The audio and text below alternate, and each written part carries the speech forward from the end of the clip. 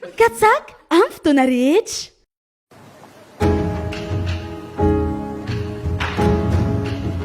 Irohatra namonjy ireo tompom-piantsoana ny mpandeha androany 7 aprily andro voaloha ahafahan'ireo mponina any amin'ny faritra nareo izay tokony azony renivohitra mamonjy vodiny.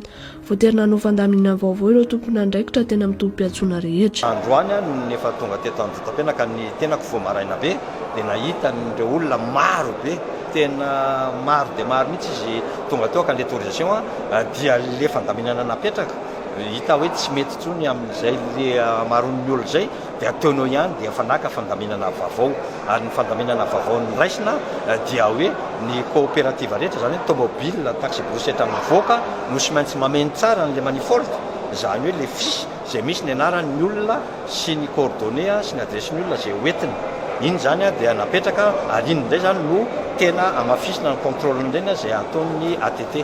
Ireo fiara tsotra kosa dia mameno taratasy manokana mba ahafahana manaraka azy ireo. Momba ny tomobile tsotra kosa zany na hoe voiture légère dia ireny ndraiky io zany dia mameno misy taratasy finoany fotsiny zany mombamomba le tomobile sy mombamomba ny olona ao anatin'le tomobile dia any amin'ny sortie-ny route nationale rehetra eny dia efa misy barrière sanitaire contrôle sanitaire dia misy ny ministère en santé amin'ireny misy an'ny ATT dia misy mitandro filaminana dia eny zany reny manao contrôle rehetrarehetra hoe manaraka tsara ny fipetranapetraka ve raha manaraka amoka tena olona tokony hivoaka dia mahazony mivoaka raha ohatra ka misy aya dia miverina izy fa tsy afaka mivoaka. Misy mifanarahana sy fijerena amin'ny fahasalaman'ireo mpandeha an-toerana izay andraiketany ny ministera amin'ny fahasalamam-bahoaka.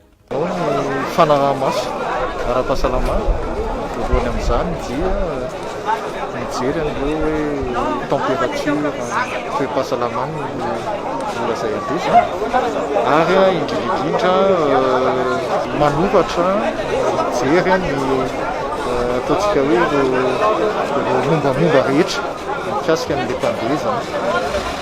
Ho an'ireo mpitantana coopérative ihany koa dia somary nanano sarotra kely ny fiovan'ny lamanapetraka. Ezaka hatrany anefa izy ireo nateraka ny asany. Narahana avokoa ireo toromarika ara-pahasalamana mba hiadiana amin'ny fianaka ny tsy mikaretina coronavirus.